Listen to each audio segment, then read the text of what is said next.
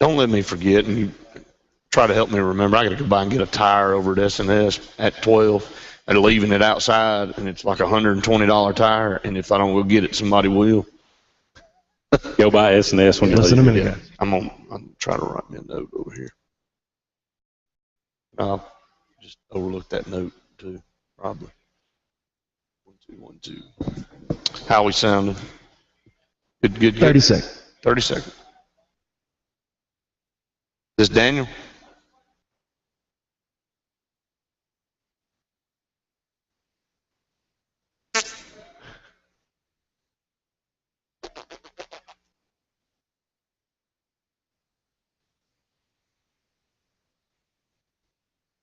Well, our little league team's 2-0.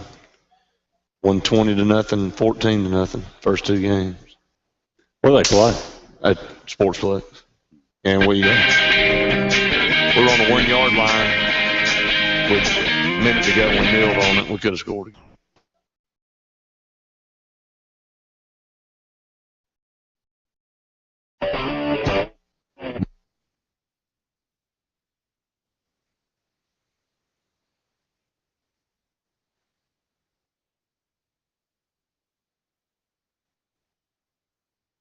Round the nation. This. Whenever JJ gets done, it's yours to take.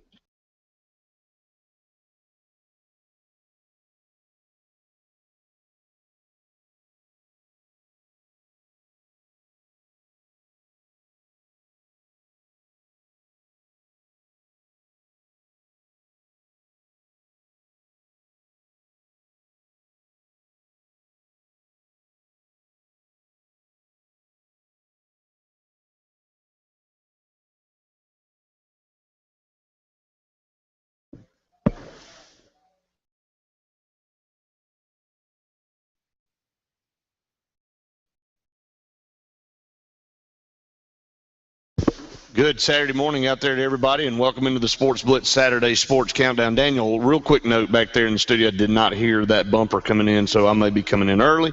But we, you know what, better to be early than late. Maybe late, though, Andy. I don't know exactly what it is, but we want to welcome everybody into the Sports Blitz Saturday Sports Countdown, presented by JR Sports Bar and Grill right here in Alexander City, Alabama. And again, you coming through this way on your way to football games in Alabama, Florida. Kicking off at 2:30 today. Auburn usually kicking off on a Saturday, but played on Thursday. We'd love to have you come in anyway. Get your official tailgate food here. Get your food for your parties, for college football right here. Come by JR Sports Bar and Grill. I promise you, you will not be disappointed, and I'll challenge you to find better food anywhere. So, Andy Graham, good to see you this morning. Sports call yesterday afternoon, now Saturday Sports Countdown. I was on the road yesterday, last night calling high school football, and that's what we're going to talk about here in the first 2 or 3 segments of this show, as always, because we have so many great high schools here in this area, Andy, that listen to this show and that we cover, from Lee County to Tallapoosa County, Clay County, all of these counties here in this area. A lot of great football, and there was a lot of great football last night. Oh, absolutely. Dave will look really good against Hopeful, or maybe I should say no Hopeful. Dave winning 66-0. I think it was 47-0 at the half. Clay Central, surprised by Tallahassee, who looked really good. Got a tremendous looking running back. We'll talk about him, I'm sure. He is awesome. As we move forward.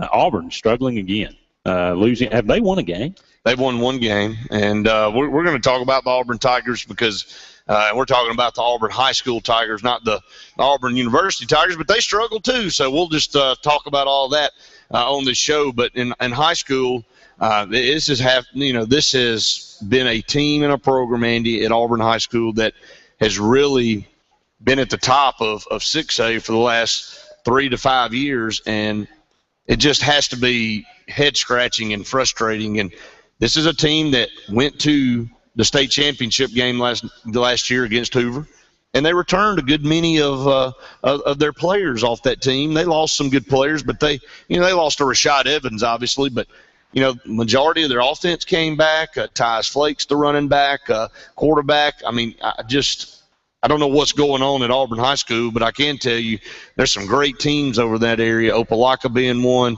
Phoenix City being one. They had a great game in Prattville, Alabama last night as Jamie Dubose returned to Stanley Jensen Stadium. This time he was on the other sideline. An emotional night for them down in Prattville. They retired Kevin Turner's jersey. They honored the '84 state championship team down there.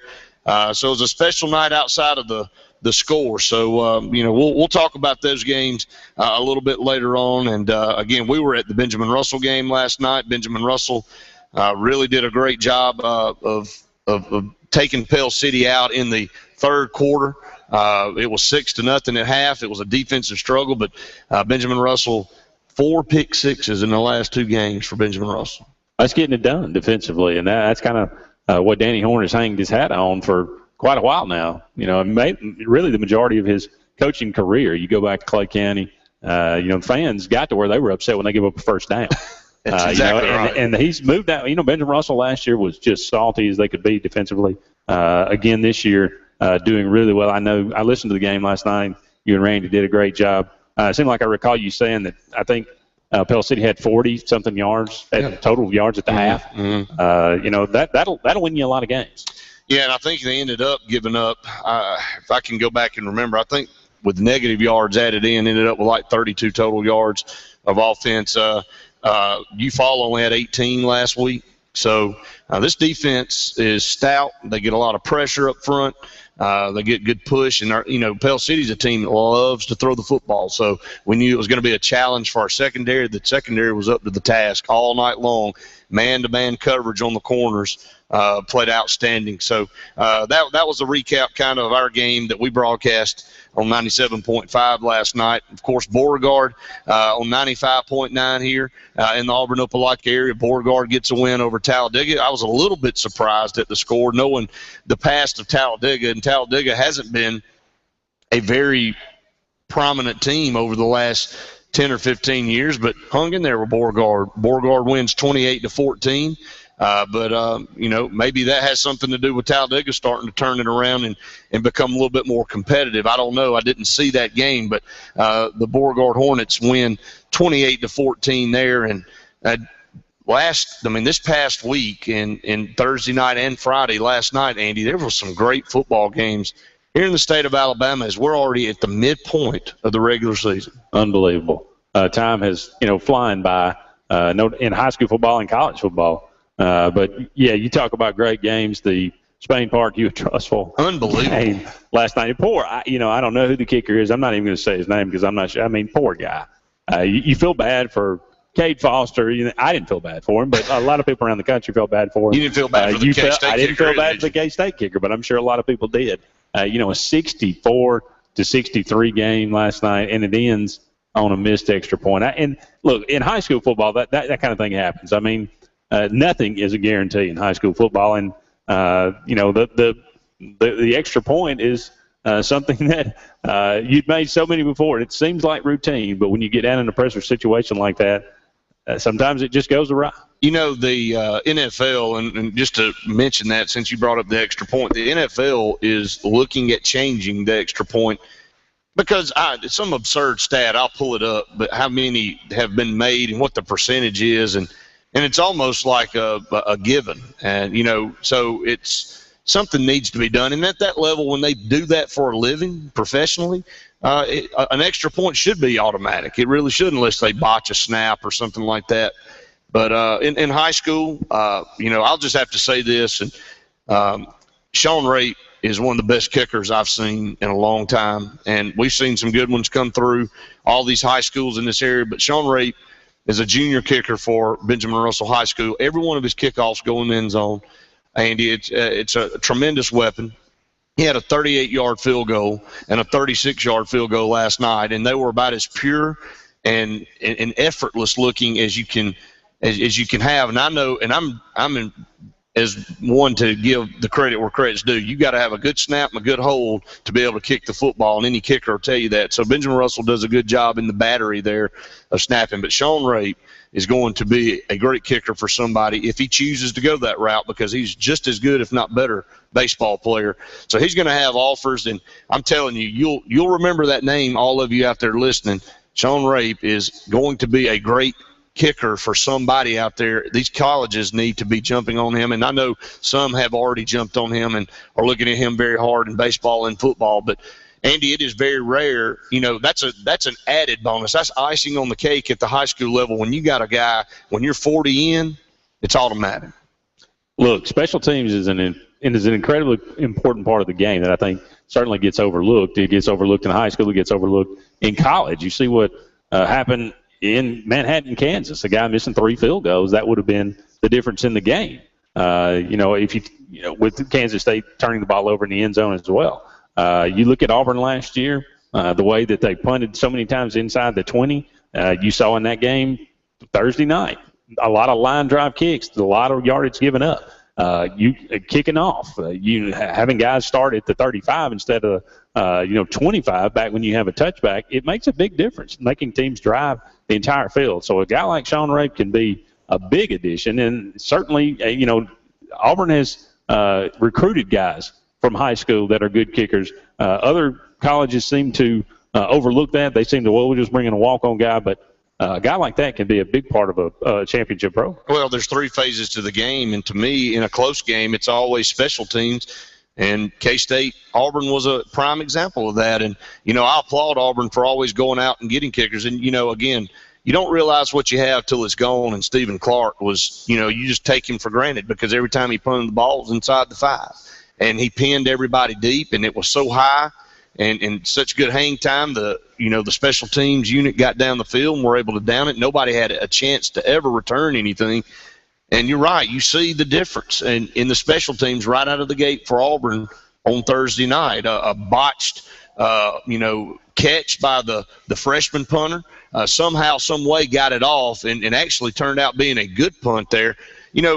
Auburn should just count their stars because really everything kind of went their way in that game, and it had to go that way for us to be able to win the football game the way we did. But we'll dive into that game a little bit later on. High school football on tap here in the first segment of this show, first couple of segments. We want to hear from you. 256-234-6221 to be part of the program. We'd love for your calls to come in, and our prediction score today is Alabama and Florida. The tiebreaker is Blake Sims passing yards. A lot of people feel like this game might be a little bit more interesting than the point spread says. And, you cannot get caught looking at what a team did from one week to the next. Last year, Auburn, Mississippi State was a prime example. Nobody would have ever thought, with Auburn barely pulling that game out against Mississippi State, that they would ever move on to do what they did. Well, it's going to be very easy to look at Florida's performance against Kentucky last week and go, man, this isn't a very good Florida team. And in a lot of areas, they're not.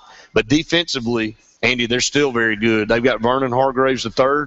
He's going to line up on Amari Cooper. It's going to be the toughest test for Blake Sims because Florida is going to bring blitzes that he hasn't seen yet. They're going to mix up coverages. They are good defensively.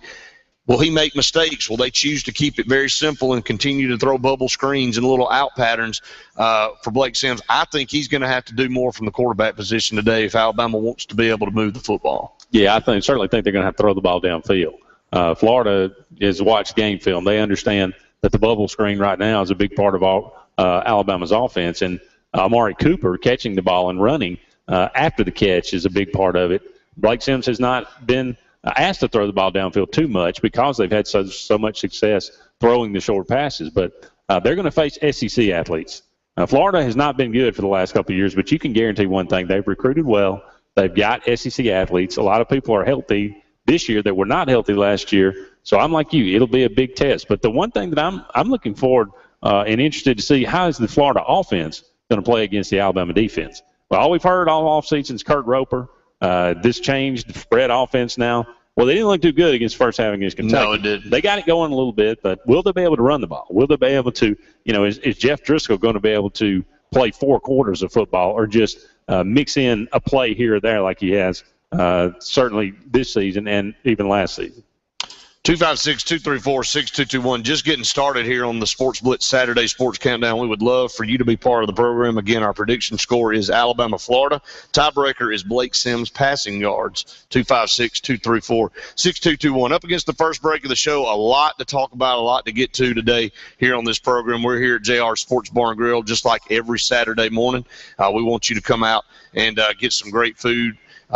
Watch the games on TV, some great games on today here on the flat screens here at JR Sports Bar and Grill. Up against the break, we come back, we'll hit up the high school scores from last night. Stay tuned. More of the Sports Blitz Saturday Sports Countdown presented by JR's right after this. You're clear.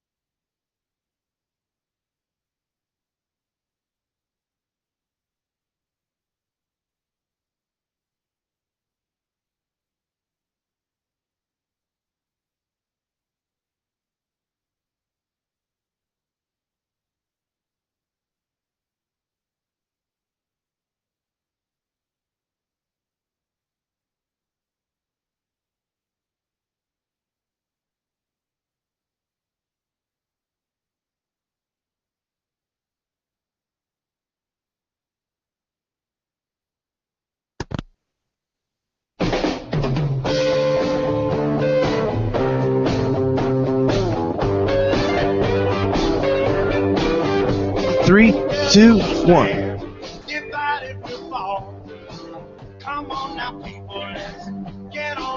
Welcome Welcome back, everyone, to the Sports Blitz Saturday Sports Countdown presented by JR Sports Bar and Grill. Brett Pritchard, Andy Graham here with you till noon today on a college football Saturday. It's starting to cool off a little bit outside, Andy. I am so glad to wake up, walk outside this morning, and not have too much humidity in the air. A little overcast. It felt like football weather last night. It was a beautiful night in Pell City as we had the Benjamin Russell game.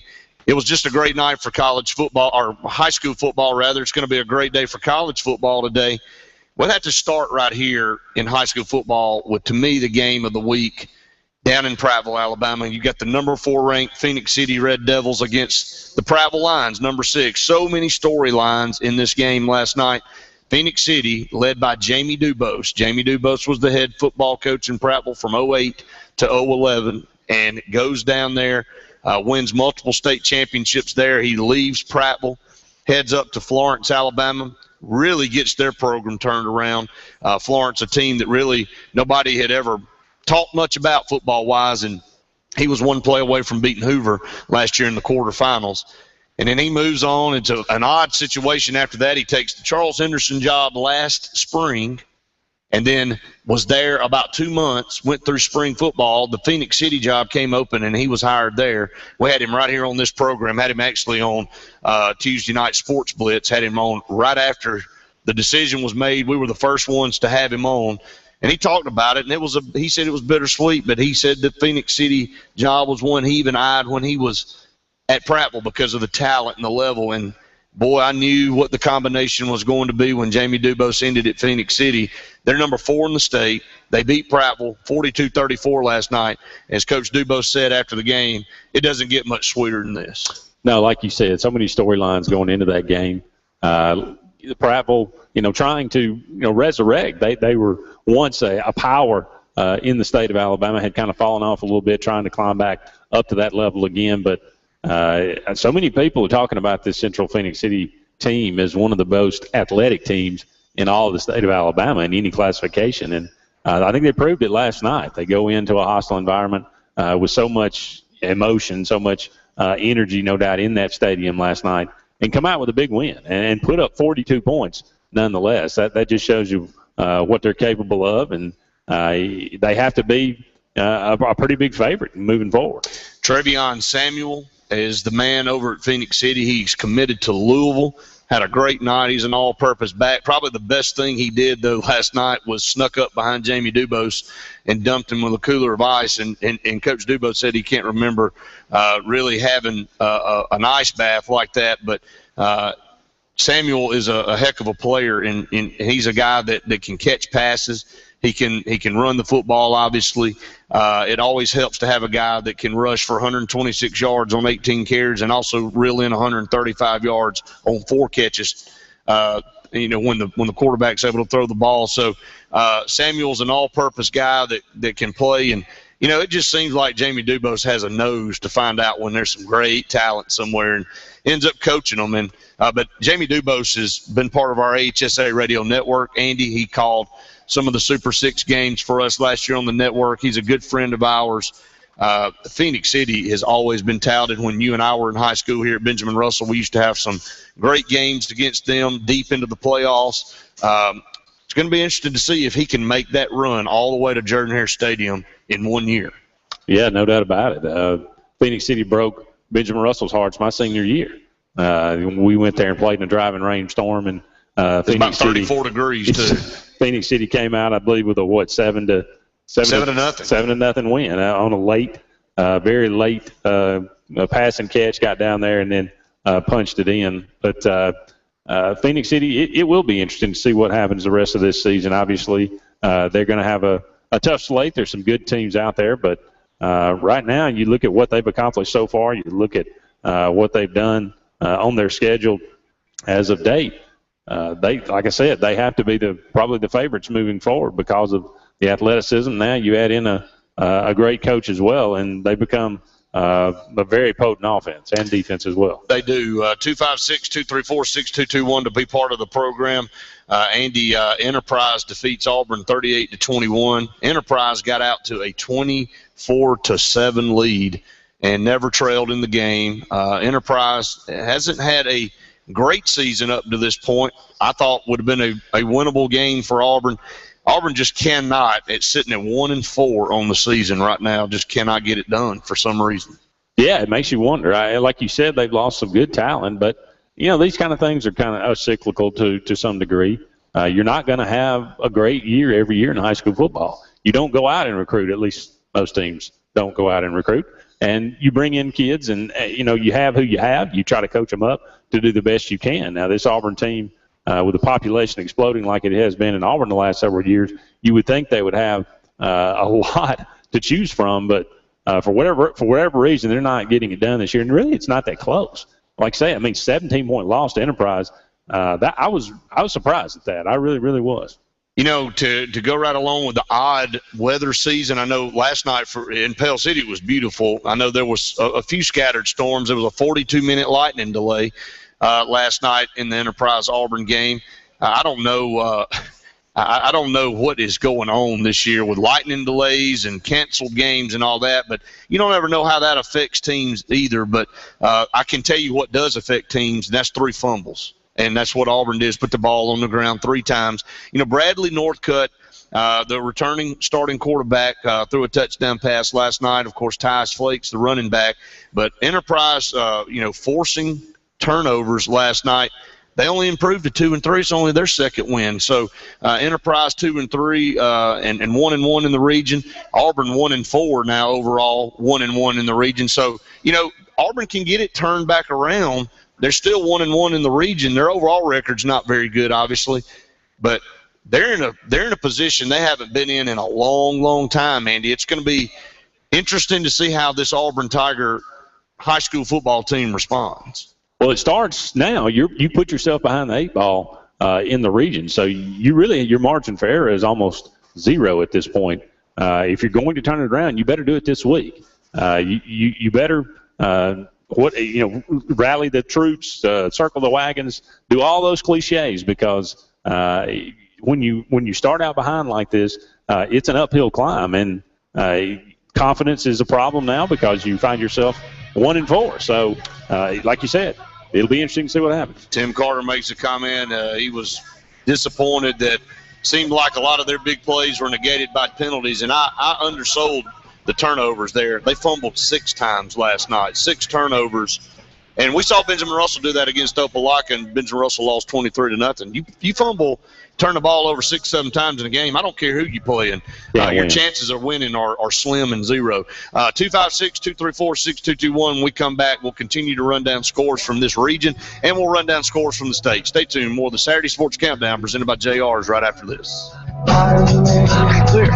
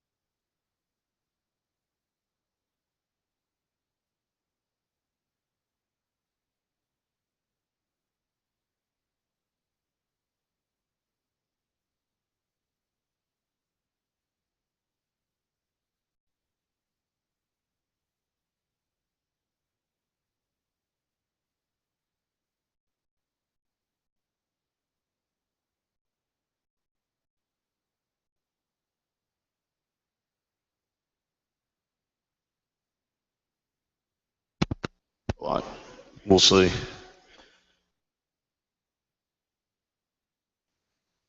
Daniel, how much we got?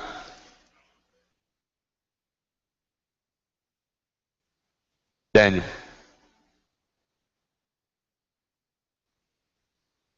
Hey, boss. Hey, where are we? Oh, we're about down to 20 seconds. You the man. Thank you.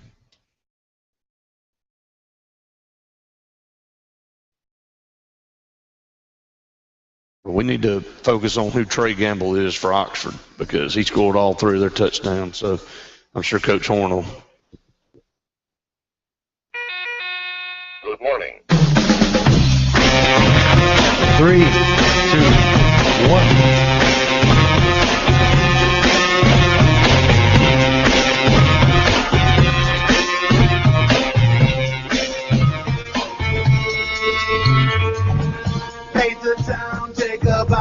Welcome back, everyone, to the Sports Blitz Saturday Sports Countdown presented by JR Sports Bar and Grill. Brett Pritchard, Andy Graham here with you till noon. A lot going on in the world of college and high school sports here in the state of Alabama.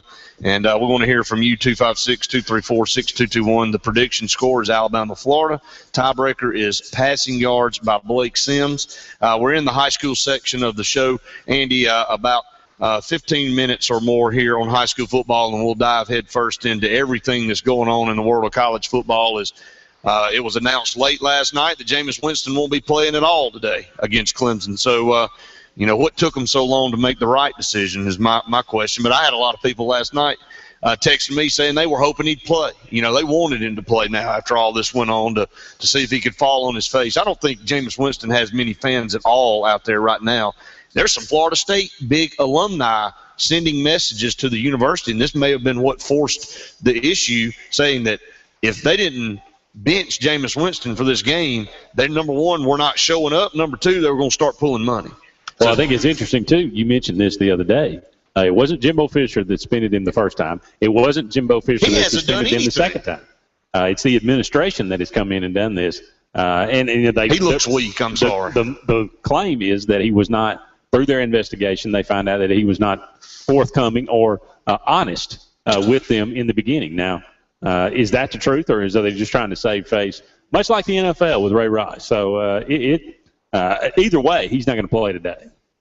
256-234-6221 to get your comment or question in. Your prediction score, Alabama, Florida. Tiebreaker, Blake Sims passing yards. I'm going to throw this out here. Oxford and Opelika. We talked about Phoenix City and Prattville. We talked about Auburn and Enterprise. Opelika continues to dominate in high school football in Class 6A. They beat a good opponent in Oxford last night, and as Rock Thomas's former team, Opelika wins 45-21. But Trey Gamble for Oxford had a big night, hauled in 13 passes, 156 yards, and scored the touchdowns for Oxford. But Opelika always is opportunistic. They had a halfback pass down to the 5-yard line. Oxford did. Gamble caught it. The next play, they put the ball on the ground. Opelika scoops it up. So they missed an opportunity there to score some more points. But, the Bulldogs are right now just Coach Blackman has this team going in the right direction, Andy. Well, it seems like they capitalize every week. We just saw a couple of weeks ago them come to Alexander City and play Benjamin Russell and capitalize on so many different turnovers. I think they blocked a punt in that game as well. So all phases of the game working, and that's what you got to do in high school football or in any level of football. You have to be sound in all three phases of the game. You have to capitalize on the other team's mistakes, and that's what they're doing right now, and that's why they're undefeated. That's exactly right. In a close game, Matthew Christian, the senior quarterback, starter for 3 years, found James Moss. I saw him up close and personal a couple of weeks ago up here at Benjamin Russell, a very talented player for Opelika. Caught a 7-yard fade pass in the back of the end zone to knock that lead up to 21-7 at half, and that's exactly what they did to Benjamin Russell. It was 16-0. It was a defensive battle. Benjamin Russell had turned the ball over, I think, 4 times in the first half, and had a blocked punt actually, and I was just saying, get to the locker room, get to the locker room, get to the locker room, and Opelika scores right there before half with less than a minute to go to knock it up to 23-0, and that was it for the scoring because Opelika only got 6 yards of offense in the second half against that Benjamin Russell defense. So I know Opelika, they pride themselves on defense. They capitalize on opportunistic plays. They did it last night against Oxford. Opelika is a good football team. And you know what? I could see easily going undefeated in the regular season. And then, of course, when you get to the playoffs, you really don't know what can happen because when you get to the playoffs, it's one and done if you can't get it done. So there'll be some good teams that they'll play, but they've got to be one of the favorites right now in Class 6A. And we'll start with the rundown of scores from last night. Andy, we'll run down 7A. It was Alma Bryan over Greenville 15-14. Phoenix City, as we talked about, wins over Prattville 42-34 in a very emotional game for a lot of people in Prattville and Jamie Dubose as he brings Phoenix City down there and keeps them undefeated. Fairhope 49-21 winners over Baker. Baker really has turned the corner down there, but Fairhope pulls away in the second half. Foley defeated Davidson 27-21. Gadsden City, you better watch them in 7A. 44-23 winners over Bob Jones. Bob Jones was your number one team in 7A. You got to be looking at Gadsden City pretty hard right now. Hewitt-Trussville in Spain Park. Listen to this score. 64-63 in 5 overtimes. 64-63 in 5 OTs. Hewitt-Trussville defeats Spain Park. You know how they won it? On a missed extra point. You play that long, and you go 5 OTs, and everybody's worn out to a frazzle, and you lose on a missed extra point. That's a tough one to swallow. Hoover dominated Thompson last night. No shock there, 56-6. Huntsville wins a close one, 25-24 over Sparkman, and they did that about 3 weeks ago against Mountain Brook. Won right there at the very end of the game, so Huntsville finding a way to win close games.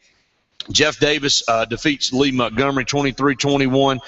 Mountain Brook beats Vestavia in a weird score, 14-11.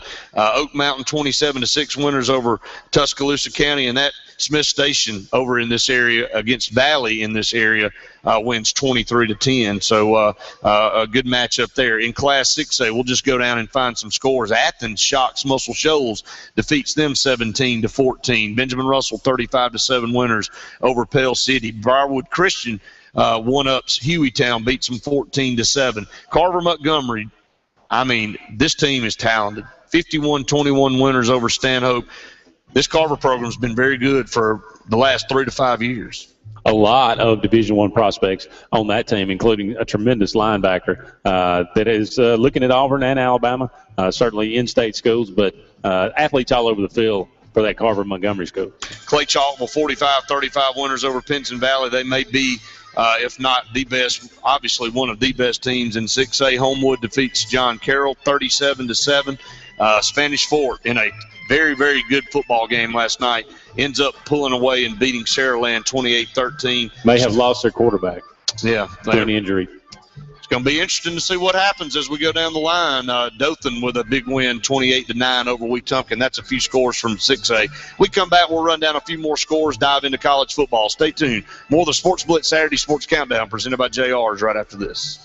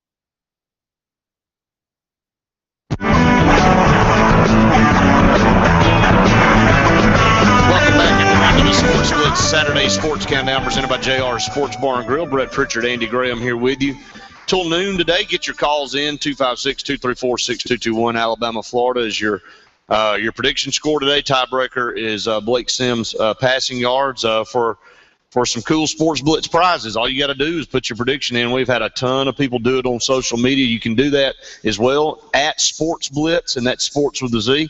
You can tweet us your prediction or find us on Facebook out there, and that's Sports Blitz, again, with a Z. And you can send us your prediction that way. That is the popular way to do it now. People, hundreds of predictions every week, Andy, come in by way of Facebook and Twitter. Yeah, we had our prediction this week on Sports Call was Auburn and Kansas State. A lot of people overshot on that one. Yeah, well, I think everybody did. And, when it was sitting there at 20-7, I was like, man, what, just kind of, again, makes you wonder. And it's not as easy as it has appeared, and Auburn has made it appear to go out there and just run that spread and gash defenses, because Kansas State, look, I'm going to give them a lot of credit. Bill Snyder is a great football coach. He had them well prepared, had his team prepared enough to win the game. Let me just put it that way. His players didn't go out and execute.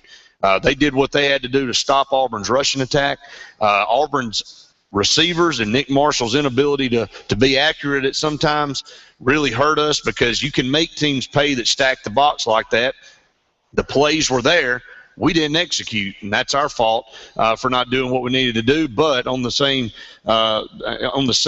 side of things, Kansas State didn't execute in special teams either, and they had a pass that hit a guy hit Lockett right in the chest. It tipped up in the air, and Jonathan Jones was fortunate enough to pick that pass off. And so just a lot of back and forth, a lot of misses for both teams. Both teams left points on the field. Both teams made a lot of mistakes.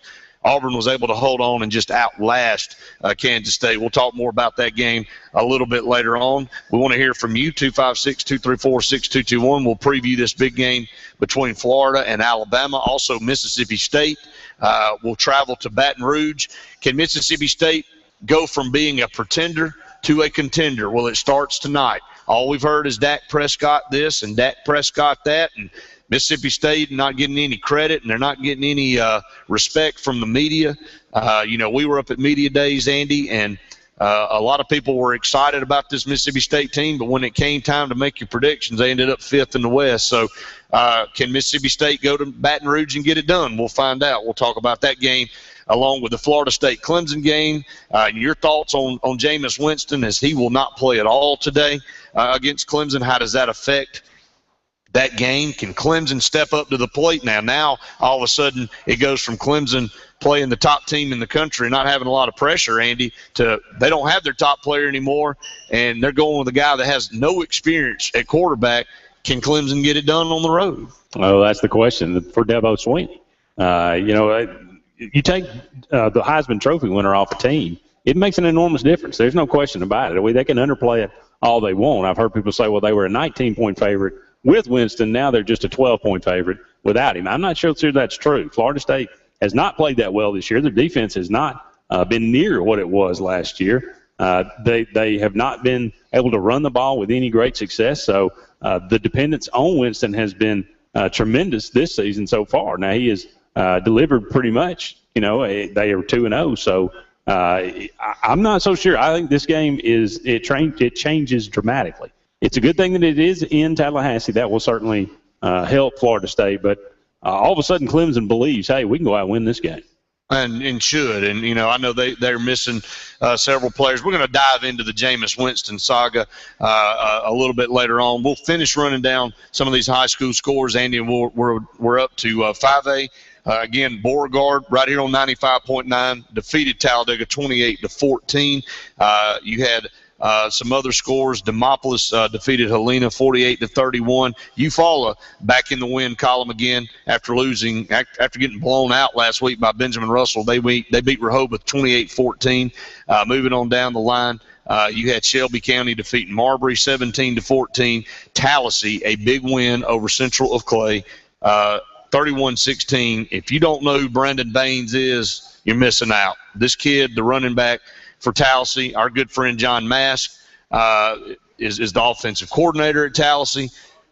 He's the senior tailback down there. He's been gashing defenses for a couple of years. He's got sub 4.5 speed, 4.4 clocked at some major camps. He's not the biggest guy in the world, but his touchdown runs, I think he had over 300 yards rushing last night against Central Clay and had multiple runs, touchdown runs of over 60 yards. I think he had 3 touchdown runs of over 60 yards and 1 of over 70. So Brandon Baines, a tremendous athlete for the Tallahassee Tigers. Did I understand right that he had 1,000 yards rushing coming into this game? I think so. Unbelievable. He's set records. And, Randy said this last night on our broadcast at Benjamin Russell when we were at halftime talking about scores around the state and looking at what was going on. That's not a bad defense he ran that against. Central Clay is known. I mean, they held Leeds down last week. They held Benjamin Russell down. They've had a tough schedule, but when you can rip off runs like that, you get in the secondary, he is gone. But, Brandon Baines is a guy that he's got to be starting to be mentioned for Mr. Football. I mean, how does he not have his name up there in the top players of the state of Alabama? I know Kerryon Johnson is the odds-on favorite, and everybody likes Kerryon, and we love him to death too because he's committed to Auburn, and we feel like that's going to be a guy that's going to make a difference down the line for Auburn. But Brandon Baines right here in Tallahassee, Alabama, you got to look at him. Well, if his numbers don't make your eyes pop, if his numbers don't garner attention, then somebody's not paying attention for a reason. So Brandon Baines is a name to remember. He's a name to watch if you get a chance to go out and watch Tallahassee play because he's worth the price of admission. I know Lincoln and Anniston not in this area, but I got to give you the score: Lincoln 48, Anniston 12. And the reason I do that is because on Thursday I met Jontavius Johnson, the big defensive tackle for Lincoln High School as I was up there recruiting for Central Alabama Community College, and he came through. He's every bit of 6'3". He weighs 330 pounds. A very nice young man, though. Enjoyed meeting him, talking to him. He's excited about coming to Auburn. I think Auburn got a gem in him, and I was able to pull up some of his highlights later on that day and watch him on Rivals, and he's a fire plug in the middle. Big time player. So Lincoln gets a big win over Anniston, 48-12, a prospect there for Auburn University. And one more score in 5A, Charles Henderson over Alabama Christian, 69-30. That's going to close out our high school segment of the show. And if you got some scores you want to report or somebody we'd like to talk about or you'd like for us to talk about, give us a call. We don't mind doing that as well. When we come back, head first into college football. Stay tuned. More of the Sports Blitz Saturday Sports Countdown presented by JR's right after this. Well, that's what they said yesterday. Clear.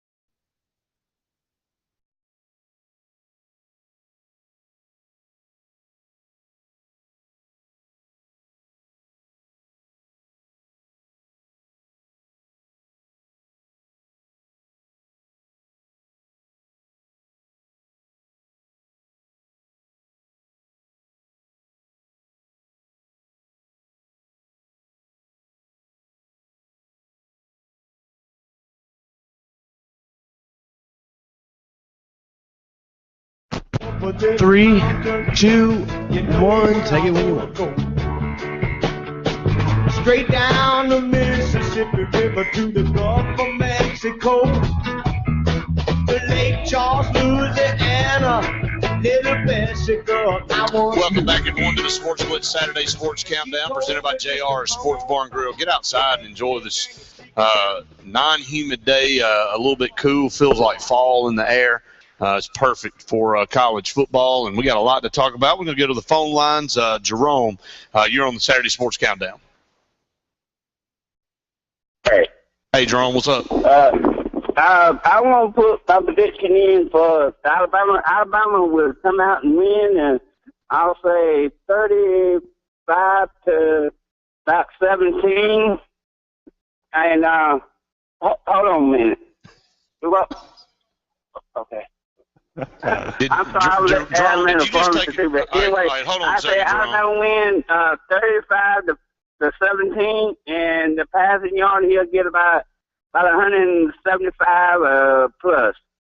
175 plus. Can you give me maybe a score on? I know you at the college thing now, but what about my Lafayette Bulldogs? I will be at the Benjamin Russell High the game this Friday, or homecoming coming up. So I hope to see y'all then. Jerome, we appreciate it, and we'll hold for you anytime. How about that? So you can take another call. We'll pull up. We'll pull up Lafayette for you, my man. We appreciate your call.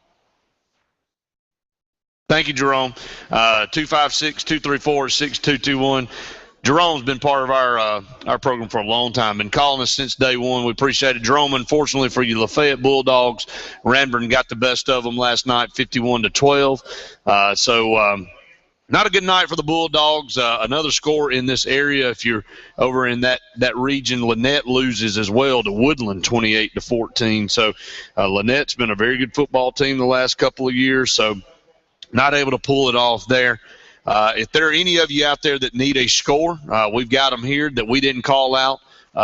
Give us a call, and we'll be glad to pass that score on to you. Or if there's something you'd like to talk about, a superlative like a Brandon Baines in the Tallahassee game last night that you'd like to highlight, this is your format. This is your platform to do it. Give us a call, 256-234-6221. Alabama, Florida is your prediction score today. Tiebreaker is Blake Sims passing yards. Let's start with Auburn first. Recap this Kansas State game. Auburn goes on the road in Manhattan, gets a close win. Looks sloppy on offense. The defense won the football game for us, Andy. The defense showed up. I don't think anybody would have thought that. You know, I heard something yesterday. They said if Auburn would have won 49-36, nobody'd be upset. Nobody'd be saying anything because everybody would have expected them to win like that. But when Auburn won a defensive game, everybody's been calling Sports Call and our show here, Saturday Sports Countdown and Sports Blitz, saying, when are we ever going to get back to the days of defense? When are we going to get back to shutting teams down? We finally do that, and everybody's up in arms about it. And I think it's not because the defense played good and stole the show. It's because the offense looked inept for the first time since Gus Malzahn's been there. Yeah, I mean, game 3 last year, Auburn gains 120 yards rushing against Mississippi State, unable to really run the ball consistency. Game 3 this year, we're unable to run the ball consistency, only gained 128 yards rushing. But if our defense gives up 40 yards rushing to the teams for the rest of the year, if we give up 285 total yards, I'm not going to say a word. I don't care if we win, 3-0. That's the kind of defense that we need to be playing. And look, we've all been a little spoiled, because we just expect to go out and run for 300 yards, no matter if you put 10 in the box, no matter who we're playing. And Kansas State did an outstanding job. For whatever reason, Nick Marshall is just out of sync on the zone read. The offensive line is not quite as good as it was last year. Perhaps it will get better. Perhaps it will gel a little bit more as the season goes along. But things are just not clicking quite as good as they were last year. Now, it's still early. They need to go out and put up some monster numbers and some monster points against La Tech at homecoming. Feel a lot better about ourselves before we invite LSU in to Jordan-Hare Stadium. No doubt about it. Let's go back to the phone lines. Richard in Coosa County. You're on Sports Call. Or it's Saturday Sports Countdown.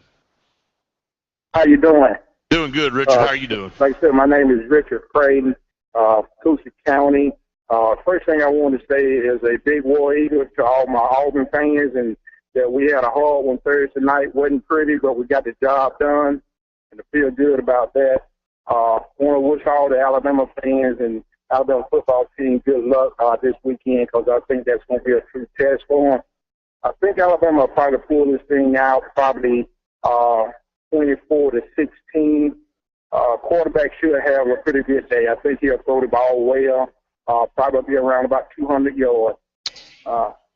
The other thing I would like to say is I'm not a regular caller, but I listen to you guys all the time. I think I'll probably start calling in a little bit more. And also, if you have the Coosa Central score from last night, I would appreciate that, because I missed that score. And I just thank you guys for taking my call. I enjoy listening to you guys. Y'all give out a lot of good information. And just, like I say, a big shout-out to the Auburn Tigers, also to the Coosa Central Cougars, and the Bentley Russell Wildcats. I tell you what, Richard, we appreciate it. Appreciate you listening to us all the time, and you're welcome to call in anytime. A good prediction score there if you're an Alabama fan. Richard, Central Coosa last night didn't get it done. Randolph County 42-16 over Central Coosa. I know that was a tough one. They've got a tremendous athlete at middle linebacker and Trey Royal there at Coosa. We wish Coosa nothing but the best as we pull for all our area teams. We thank you for that, and we appreciate that, and we're just going to keep fighting here in Coosa County. We think we got a good program, got a good coach, and we getting better players, and we get more kids out and that's interested. Kind of hard to get them out there when you're not really winning. But our junior high programs are doing a whole lot better. So we're looking forward to the years to come that we can have our names up in the light as far as the football history is for Tallapoosa County and Coosa County. We want to be up there with the big boys. We appreciate it, Richard. Good luck to you guys, and call us anytime, okay? All right, thank you. Thanks. Have a good day. You too. Have a good day. 256-234-6221 to be part of the program. Prediction score: Alabama, Florida today. Tiebreaker: Blake Sims or Andy. When we come back, I'll take the R off and leave it just Andy. When we come back, you and I will continue to talk about this Auburn-Kansas State game, what we felt like the issue was on offense, and some of the highlights. Stay tuned. More of the Sports Blitz Saturday Sports Countdown presented by JR's right after this.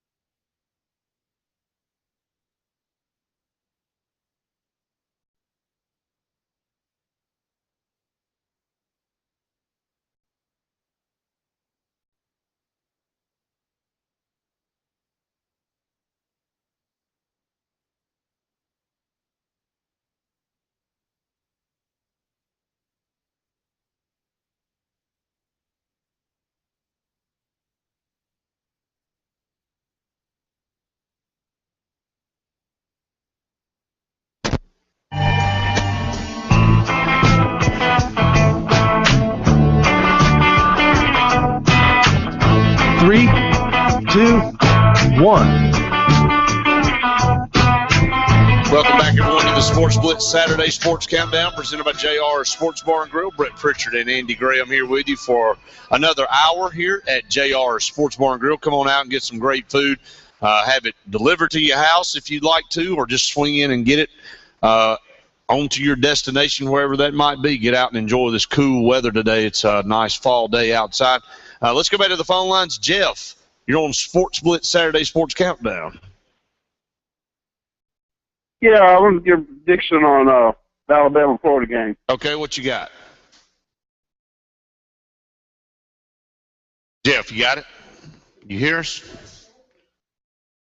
We lost Jeff there. Jeff, if you'd like to give us a call back, Daniel, and figure out what happened to Jeff there. Jeff was raptured away. He was, and it just kind of somebody didn't want him to give his prediction. Obviously, Jeff, we want to hear it though when he was going to pick Florida to win. And this is why he got cut off, right? 256-234-6221. Continue this discussion between about Auburn and Kansas State. Auburn went on the road and found a way to win. I thought Richard brought up a good point. It was close, but in this day and age of trying to get in that 14 playoff, I'd rather win a game and be sloppy than lose a game and look real good. So sometimes you just got to figure out a way to hang on. And, one of the things that Gus Malzahn did in that offense is they took a chance right there. They didn't want to give the ball back to Kansas State. I'm glad they didn't. What little fingernails Gus Malzahn had left, he probably would have gnawed the rest of them off. But DeQuil Williams came up big. He had a touchdown catch. They went. I heard Gus Malzahn say, look, we knew that they'd probably be biting on the slant there. We wanted to throw. We didn't really want to punt the ball back because of the swirling wind, and they already had some good returns. So he said we went on the slant and go. And he said they bid on it, and DeQuil Williams released, and Nick Marshall actually put that one on the money. So glad to haul that pass in and get in that formation called the victory formation, which is the most favorite formation in college football when it's on your side. So Auburn ended up getting it done. We'll continue that discussion. Got Jeff back with us. Jeff, you with us? Jeff, you on, buddy? All right. What's your prediction? Yeah, for prediction. Okay, what is it? 24-21, Florida. 24-21, Florida. And Yeah. what's the passing yards for Blake Sims, Jeff? 167. 167. And so you don't think the Crimson Tide going to get it done today at home against the Gators? No, I mean, they don't look that impressive to me so far. They struggled with West Virginia the first game. Nah, they don't look that good. Well, they haven't looked real sharp. Even with a blowout win over Southern Miss, our very own Luke Robinson thought that there's some issues there. We'll see today. It's their first true test, I believe. Jeff, we appreciate your call, buddy. All right, bud. Thank you. Thank you. 256-234-6221. I had a premonition. You had a premonition. You're starting to really freak me out with all these premonitions. I've got to say this, and we haven't said it on this program yet. We've said it on all of our other programs. Andy, back before football season started, when we were making prediction scores and how the seasons would end up, Andy writes an article here now at City Outlook, and he put in there, and you can go back and pull it up, that Jameis Winston would be suspended for the Clemson game. I don't know what crystal ball you are, but I'm taking you across the state line to get a lottery ticket, and you're going to pick my numbers for me. How about that? But, hey, we'll go in together. We'll split it right down the middle. That sounds good. Andy, you couldn't Florida, 24-21, you thought he got cut off because he was going to pick Florida, and he did. 167 yards passing for Blake Sims. We'll dive into the Alabama game a little bit later and really talk mostly about that, but finish up talking about Auburn right here. They escaped, looked out of sync on offense, but defensively, I thought Trevon Reed played outstanding. Yeah, he was very physical, and I said this on Sports Call yesterday. When you play corner, you got to try to push the envelope a little bit to see what the referees, how they're going to call a game, and that's what he did. Did he get away with some things? Yes. But I think you have to play that way to kind of feel out the referees to see how they're going to call the game. I thought it was his best game. He made a great play on the ball to get a an interception. It was the same drive. I believe he had a very to me, it was horrendous, but holding call on him that negated the only penalty called on Kansas State all night. It was a terrible call. It was a terrible call, and he came back several plays later, made a play, stepped in front, made an interception. Somebody says the best catch he's ever made at Auburn. So, I'm so glad to say something positive about Trevon Reed. And I think as the season goes on, if he continues to improve like he is, I feel more and more comfortable with the secondary being what it is.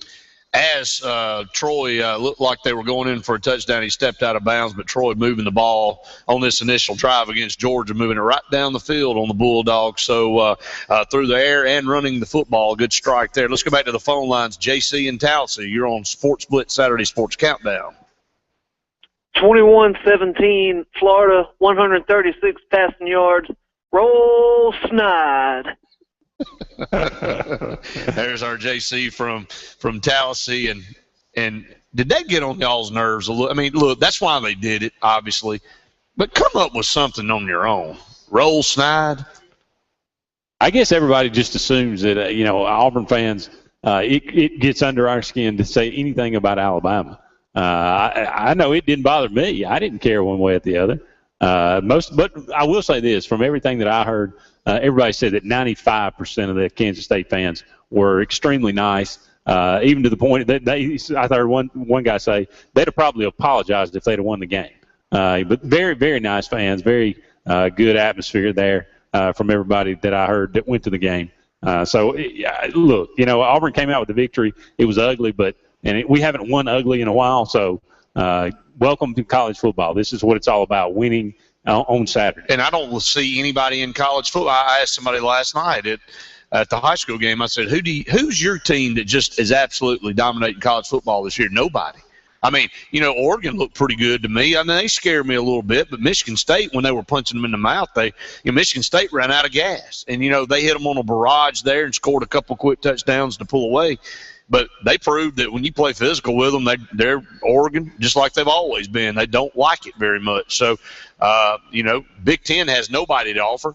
Oklahoma, that game should have been very close at half with Tennessee, and Tennessee kind of got ripped off with a bad call late in that first half to give Oklahoma another touchdown. So I'm not very impressed with them either. Obviously, we just found out that everybody was talking about Georgia this and Georgia that. Well, South Carolina, after laying an egg against A&M, comes right back and puts one to Georgia last week. Who's going to step up? Maybe this is the perfect year to have a 14 playoff, because I'm going to tell you something, Andy. It's going to be multiple teams with multiple losses probably in that playoff. I guarantee you this, and this is my opinion. Yeah, I don't know who the best team in the country is, but I know they're in the SEC. No doubt about it. No doubt about it. 256-234-6221. Up against the break when we come back. Alabama on tap. Talk about the Alabama-Florida game. Stay tuned. More of the Sports Blitz Saturday Sports Countdown presented by JR's right after this. And the way you're moving, you go Cheers. crazy. That's sensitive.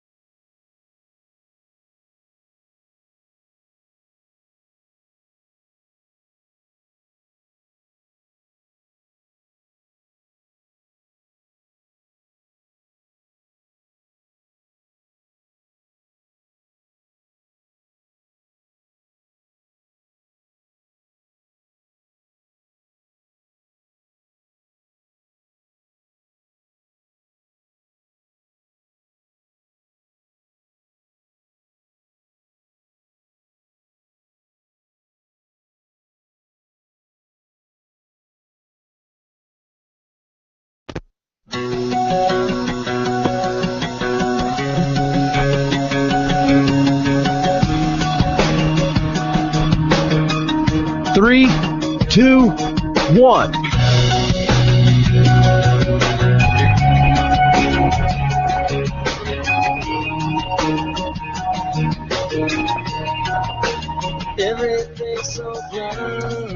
Welcome back, everyone, to the Sports Blitz Saturday Sports Countdown presented by JR Sports Bar and Grill. Troy drives it right down and misses the field goal, and had a halfback pass there, had a guy wide open, and that's just been the story for Troy. That's a tongue twister. Tongue kind of got a little fat on me there, but Troy starting off 0-4, they just can't get it done right now. And that was a great drive to drive it right down the Bulldogs' throat, get it down inside the 10-yard line, and just could not capitalize, Andy, and finish the drive. So what do we say about special teams? Special teams.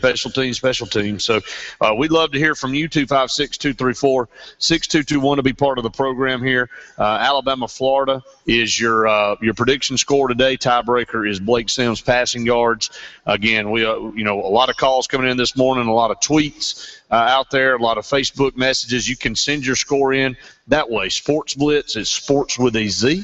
Again, on Twitter, it's @SportsBlitz, and again, that is sports with a Z. Give us a call.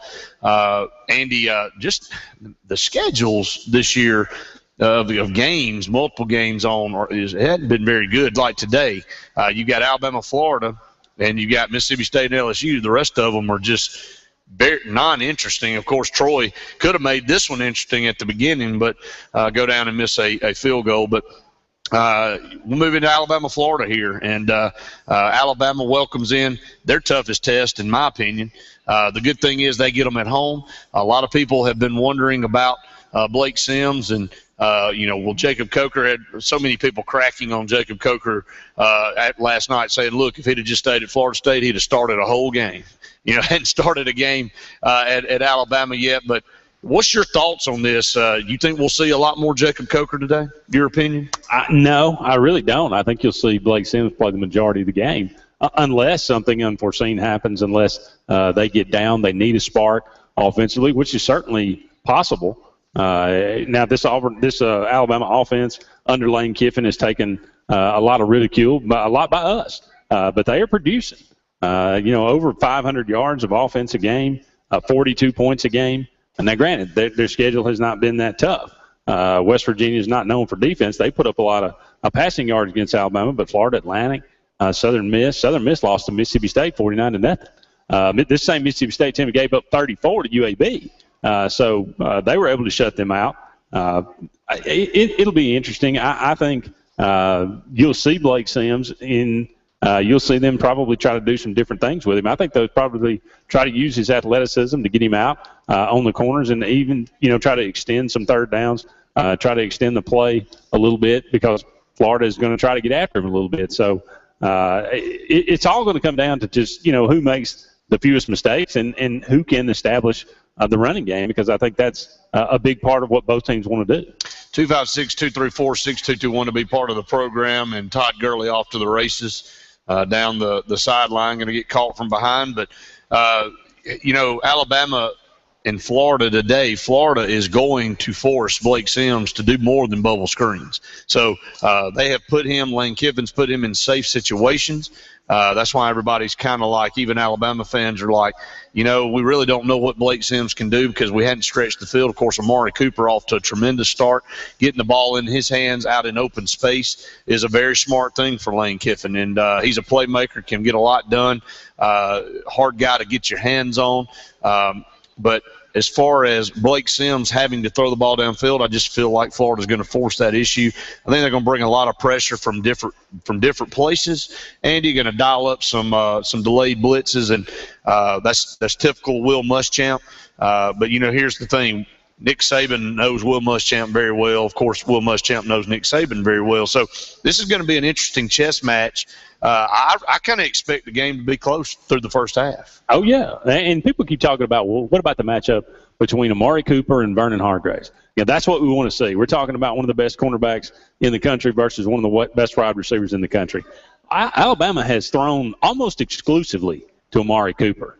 That matchup is interesting, yes. But what about all the other receivers? What about DeAndre White? What about Chris Black? What about O.J. Howard? Are they going to get We'll these have to get 'em in guys the mix. involved in the offense? Because if they don't, Vernon Hargraves is good enough, and they could scheme to take Amari Cooper out of the game, who Alabama will throw to, has been trying to throw to 12 times a game. Are they going to get anybody else involved? That'll be what I'm interested to see, because Amari Cooper's one man is not going to beat Florida. No, they're going to have to get other people involved. That's a good point. Let's go to the phone lines. Terry in Talladega, you're on the Saturday Sports Countdown. Hey, guys. How y'all doing this morning? What's going on, brother? Not much, guys. I agree with what Andy was just saying, but I really believe that it's sort of a game inside of a game. The defensive lineman for Florida, I can't remember his name. I think Fowler. That's it. Is that right? That's right.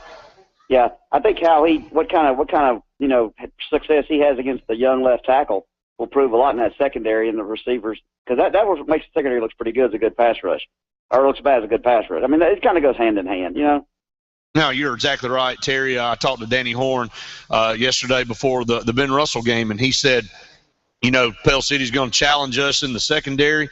He said the best pass defense you can have is a good pass rush. You said it just like exactly. He said, and he's a defensive guru. So you got to get pressure up front if you're Florida. Blake Sims, again, still hasn't been tested that much. You can't allow him to sit back there and get comfortable. They need to keep him on his heels, making him move around, forcing him to throw some things that he's not accustomed to doing. That's what's going to give Florida success. Yeah, see, Brett, I disagree. I think making him move around is more catering to his game. I think if you make him stay in the pocket, force him to do that, you let him move around, I think he can beat you. Well, I think Florida's athletic enough. I think he's a great scrambling quarterback. Well, maybe not a great scrambling quarterback. I think he's a good scrambling quarterback. I think Florida's good enough that they can, on defense, and athletic enough that they can get out there on the corners. But I think him passing the football, when he sits back there and gets comfortable, I don't think you can allow a guy that hadn't been tested yet to get comfortable and get in a groove throwing the ball, especially downfield. Also, will coaches have enough faith in him to throw a pass over 20 yards? Good point. So that's really the key, because a lot of Amari Cooper's numbers are yak yards. Yeah, exactly. So, listen, the Auburn game the other night, guys, is that easily the worst game Gus Malzahn's coached since he's been there? And the offensive line was absolutely atrocious. The offensive line was not good. We didn't create holes like we have done for the last almost year and a half. I go back to the Washington State game. Last year it was a pretty poor performance all the way around. We didn't look good against Mississippi State last year, Game 3. Again, we only had 120 yards rushing in that game. Is Mississippi State's defense that much better than Kansas State's? I'm not really sure. I think Kansas State has got a good defense, although the athletes may not be up to the level that we normally would see, but they're very sound. They play probably better discipline than anybody we've played up to this point. I think we have so much to work on, because everybody talked about how bad Kansas State played, how much they shot themselves in the foot. I thought Auburn shot themselves in the foot just as much. And let me add this. Not more. Well, let me add this too, Terry, and I want your take on it. If Auburn hits those passes early, if DeQuil Williams gets that first down, if Nick Marshall don't throw it in the ground, and, they start moving the ball through the air, then it loosens up that run a little bit more, and I think it's a different story. But when the receivers were dropping passes and Nick Marshall was misfiring, it allowed Kansas State to stay cramped inside the box, kept 9 men in there, and that's how they stymied that run. Bill Snyder's a great coach. They're not as athletic as us, but he had them in the right spots to make plays. And, that week off, it definitely helped them, and I think it helped them more than it helped us, obviously, with the way the game went. But, got to make plays even when Nick Marshall's misfiring. When he does hit you in the hands, you got to catch the football, and our receivers let us down a couple big times in the first half. Yeah, I mean, I've said it before the year began. You guys probably remember me saying it. I felt like at some time that the coach staff was so content and to prove that Nick Marshall has improved as a passer, it might cost Auburn a game, and it could have cost them the game Thursday night.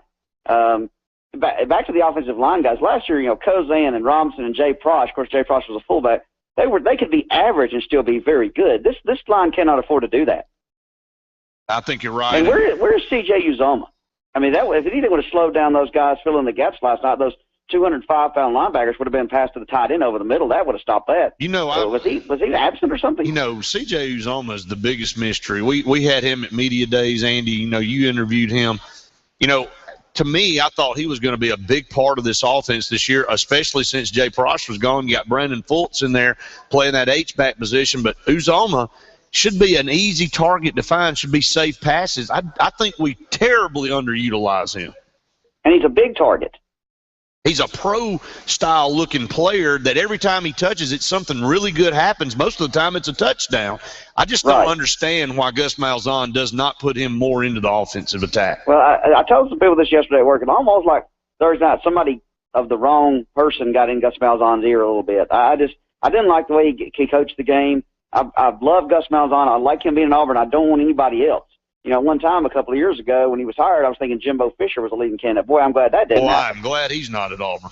But C.J. Uzomah, he's a mystery, and I think that really would have slowed down those very small linebackers. And now, guys, I hear it day in and day out. I'm going to hear it till next Saturday, probably till the LSU game. I want to know you guys' take on this. Is the formula been drawn up to now beat Auburn? Well, you would have thought that may have been the case last year against Mississippi State because we were trying to run the same thing, and you found a way to win it. Only time will tell that. That's probably the most talked about thing since Thursday night is, did Bill Snyder expose and figure out how to defend this offense? I think you'll tell in 2 weeks when LSU comes to town. Right now, it's one bad game. And don't read too much into one bad game. Yeah, it's not as good as it seems. It's not as bad as it seems ever. I think it's always somewhere in the middle. Well, the thing that concerned me the most, back to what I said a minute ago, guys, Nick Marshall's passing. They seem to be so dead set on proving that he can throw the ball, and I just don't think he can. I think he's a guy that can throw it, 14 to 16 times a game and be very successful. I don't think anybody can stop their running game on a consistent basis. But, boy, I tell you what, I just don't like him throwing the ball upwards around 20 times a game because I don't think he can. Terry, we appreciate your call, buddy. Take care, guys. Thank you so much. 256-234-6221. Andy, when we come back, I want to talk about that a little bit, the underutilization. I think Auburn could be more creative, could do a little bit more things, some screens and things like that. We just don't see it because we're so set in that read option. So get your take on that when we come back. Stay tuned. More of the Sports Blitz Saturday Sports Countdown presented by JR's right after this. Through all the songs that I've sung for you.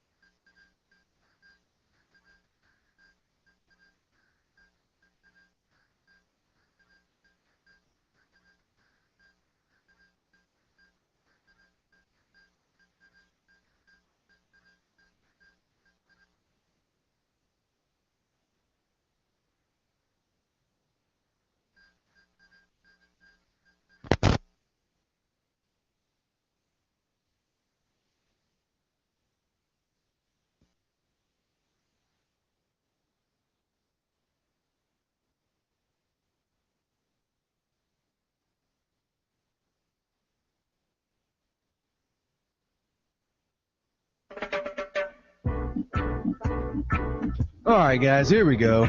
And a 3, and a 2, and a 1. All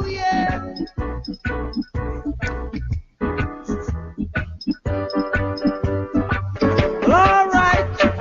Welcome back, everyone, to the Sports Blitz Saturday Sports Countdown, presented by JR Sports Bar and Grill. Brett Pritchard and Andy Graham here with you. Give us a call, 256-234-6221. I've just got to throw this out here. Our good buddy John Mask sent me the text. Brandon Baines, 1,350 yards rushing in 5 games.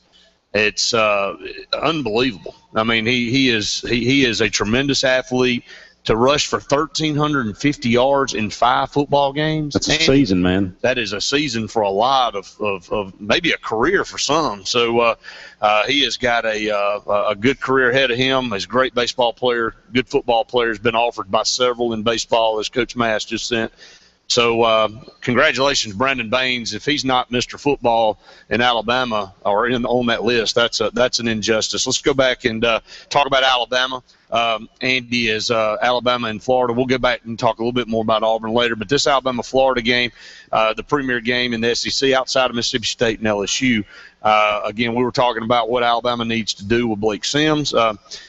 Keeping him in the pocket, I can see Terry's point on what he was talking about, but, he is dangerous running the football. He gives Alabama a dimension, an added dimension that they haven't had at quarterback in a long time. Is a guy that can pull it down and get some yards with his legs. So if you're defending him, if you're Florida, you got to dial those blitzes up, but you can't sell out because he can get in open field and burn you.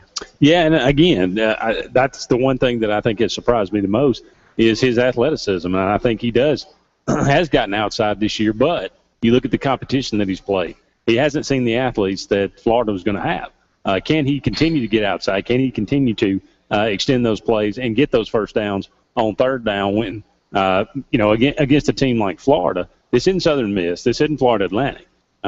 So that's the kind of thing. You never know about these things when you play much lesser competition. You always look good. You always look more athletic. When you play somebody on your level, are you still going to look that athletic? That's the question. That's what I'm interested in seeing.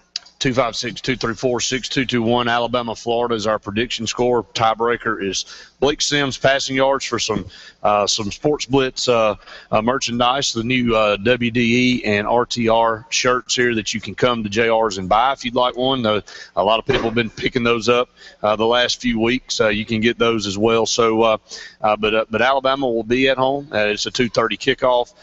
Let's talk about them defensively.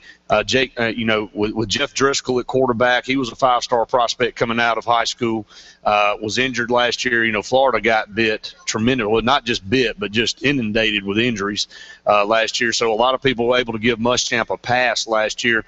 They come out and play pretty horribly against Kentucky in the first half. Maybe should have lost in overtime. A lot of people think they didn't get that play off. Would have been a 5-yard penalty on 4th down inside the 10-yard line for overtime. But they did, and they scored, and they moved on. But they cannot afford to get off to that kind of start on the road in Bryant-Denny. No, and Alabama's had difficulty in the secondary. A guy like DeMarcus Robinson from Florida that really came on the scene against Kentucky last week. I think he had over 10 catches, maybe about 13 to 14 catches last week. Did a tremendous job. He's averaging 16 yards a catch. Can Jeff Driscoll get him the ball? Florida right now averaging almost 345, 346 yards passing per game. That's a tremendous leap forward from where they were last year. Their offense is pretty prolific too right now. Again, they have only played Eastern Michigan and Kentucky, who they needed 3 overtimes to beat last week. But 50 points a game for this Florida offense, it didn't look good in the first half against Kentucky, but on the season as a whole, you'd have to say it's a success right now so far. Is it a little smoke and mirrors, though, at 50 points a game? Oh, yeah. So, right. It's just Florida's in the same position Alabama is. This is their first real test. We'll find more and more about Kentucky, how really good they are as the season goes along. They may look at that and say, wow, that's a quality win at the end of the season, but facing Alabama is a much different animal than facing Kentucky. Let's go back to the phone lines. I think we have a call. Caller, go ahead. You're on the Saturday Sports Countdown. No call there. So give us a call back if we miss somebody there. 256-234-6221 to be part of the program. I just think, Jeff Driscoll, maybe we haven't seen his full potential. Maybe we haven't seen what he's capable of doing. And, this is a good opportunity for him and in a very hostile place to try to get Florida back up to where Florida would like to have their program. And Will Muschamp's seat is about as hot as it can get right now. And, again, if he'd have lost that game against Kentucky, I don't know if he would have made it out of the swamp alive. But they did live to play another day. A tough stretch for them coming up as well. But they got to get it started here today. If they want to be a contender in the Eastern Division, they got to pick up a win here on the road. What's the bigger story? If Alabama loses this game or if Florida wins this game? What do you think? I think it's if Florida wins this game. I think that vaults them into the probably the favorite to win the East. I mean, obviously they still have to play South Carolina. They'll still have to play Georgia there in Jacksonville. But what we've seen from Alabama this year, to me, even though they've looked impressive at times, they look like a 10-2, 9-3 type team. Yeah. Just from what I've seen. Florida, on the other hand, coming off that disaster of a season last year, they've come into this season. The first game is canceled. They have this overtime win over Kentucky. If they go into Bryant-Denny and win this game, I think that goes to elevate Florida to a level where people get off Will Muschamp's back a little bit. Maybe he's off the hot seat a little bit more. I think it would be enormous for Florida to go in and win this game. 256-234-6221 to be part of the program, and we'd love to hear from you. A lot of calls this morning giving the prediction Alabama-Florida. Tiebreaker is Blake Sims passing yards. Only one caller felt like Blake Sims would eclipse 200 yards so far. Everybody else sub 200 passing yards. Is that going to be enough to get it done? Can they win? A couple of callers picked Florida in a close one, 24-21, 21-17. I think if he doesn't throw for 200 yards, it'll be difficult for Alabama to win this game. I don't think Alabama's just going to run up and down the field on Florida. He'll have to be efficient in the passing game. They'll have to get some big plays out of Cooper, and they'll have to utilize some of the other wide receivers. I think one caller said 167.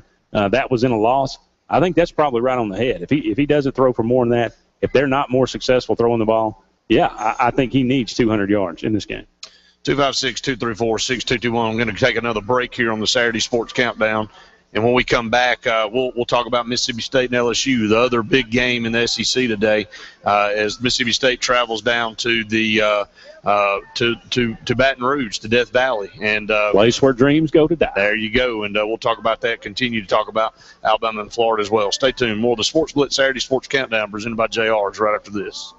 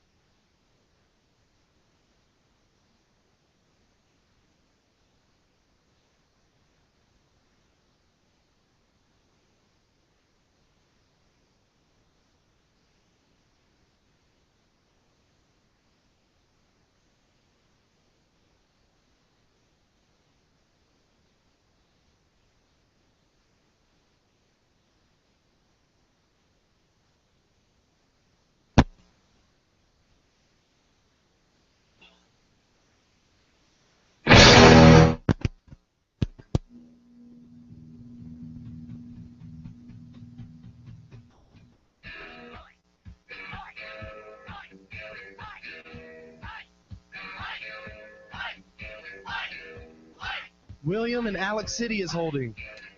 Welcome back, everyone, to the Sports Blitz Saturday Sports Countdown presented by JR Sports Bar and Grill. We apologize back in the studio for all the calls that were coming in. We couldn't get them through, but we'll try this one. William in Alex City, you're on Sports Blitz Saturday Sports Countdown. All right, for today, I got Alabama winning 38-21 with Blake Sims throwing for 250 yards. And I think this is really going to be a breakout game for O.J. Howard since they have so much, the presence of Vernon Hargraves on Amari Cooper. Yeah, I think you're right. I think Andy talked about that just a little bit ago that, O.J. Howard, some of these other receivers for Alabama, Chris Black, DeAndre White, going to have an opportunity to make some plays because all the focus is going to be on Amari Cooper. So O.J. Howard's a guy that is definitely a playmaker for Alabama. Seems to be open every time a ball's thrown. And he's a guy that can help settle Blake Sims down into the game. Yes, sir. William, we appreciate your call, buddy. Yes, sir. You too. Thank you. 256-234-6221. You got about 15 minutes to get your call in. Some of you that called out and we couldn't get you through, call us back. I think we just overloaded the phone lines, Andy. So it happens. Good problem to have. It is a good problem to have. And college football on what started off to be a good start for Troy is now a 21-0 lead for Georgia in the first quarter. They drove down opening drive, missed a field goal, and it has been Georgia since. And the nightmare continues for Larry Blake. Yeah, 24th season, 175, 107, and 1. Done a great job at Troy for 24 years, almost a quarter of a century now. Has built this program into what it is, but it's just right now, Troy looks hapless. They look like a very, very bad team. And you come to a point in every tenure, and I think maybe Blakeney is probably there, where it's time to go out on your own terms. You need to, you don't have to say it right now, but just go ahead and let it be known that this is going to be your last year. You're going to cede the program over to somebody else, somebody younger, somebody with some more energy, and you ride out on the sunset. 256-234-6221. Sometimes it's just time to part ways. He's done a lot for Troy. It's passed him by now. Maybe it's just time to give somebody else a shot down there in Troy. But Andy, we'd be remiss. We didn't talk about LSU, Mississippi State. Can you be a contender now if you're Mississippi State? You're going to go from pretender status to contender status. Going to be tough down in Baton Rouge to go down there. Nobody really gets a shot at winning at night. Only a couple of teams in the last 10, 15 years in the SEC been able to really go down and get a clutch win. If Mississippi State wants to be that team that earns respect, well, it gets respect, they got to go earn it. And if Dak Prescott's the man, then he's going to have to step up and make plays. Every now and then when Auburn has been down, Mississippi State's been able to beat Auburn a couple of times the last 10 years or so. They've been able to beat Alabama every now and then before Saban got there. But, look, this is the barometer for them. To go to Baton Rouge, they've just usually been blown out when they go down there. And this is the occasion I think they've got the best chance that they've had in the last probably 10 to 15 years to actually compete and win this game. LSU hasn't given up a point since that Wisconsin game. It was 28-24. LSU did not look great. It was an opening game and on the road, kind of in a neutral site. But they haven't given up a point. Now, they haven't played that many people as well. Sam Houston State and Louisiana Monroe don't really scare anybody. But this defense is always athletic. They're always going to be a little reckless. They're always going to get after you. Can Dak Prescott lead the Bulldogs? Can he be consistent enough and not turn the ball over? That seems to always be the problem when Mississippi State plays LSU. They always seem to turn the ball over 3 or 4 or 5 times, and that's what gets them beat. They'll come out and win the total yardage battle and lose the turnover battle. So that's what I'm interested in to see, and I think that's going to be the difference in the game. 256-234-6221, Alabama in Florida. Point spread is 14. Alabama by 14. We're going to go down and run down the games of the day, the top games of the day, the point spreads. As we just talked about, Mississippi State, LSU will give you that line. See what you think about that. South Carolina, Vanderbilt, good Lord have mercy. How bad will that one be? Miami, Nebraska. Who steps up in that ball game? Does Miami start their climb back up to one of the top programs in the country? They could today. Stay tuned. More of the Sports Blitz Saturday Sports Countdown presented by JR's right after this. The wrong line. I've been doing right for real, but I must choose the wrong call.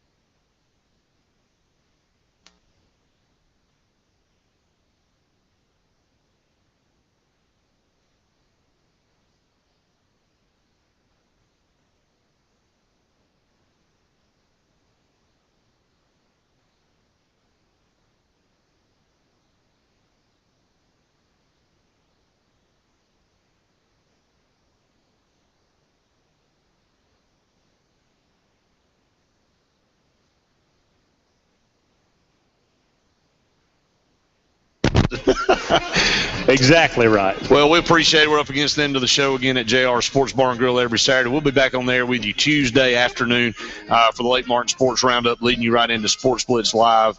Again, good luck to all of you out there with your football teams. I hope your team wins wherever they are, and we look forward to being part of your Saturday next Saturday again.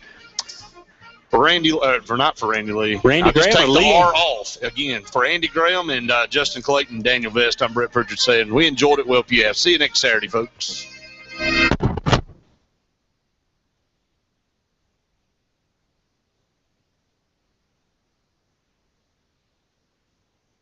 Randy Graham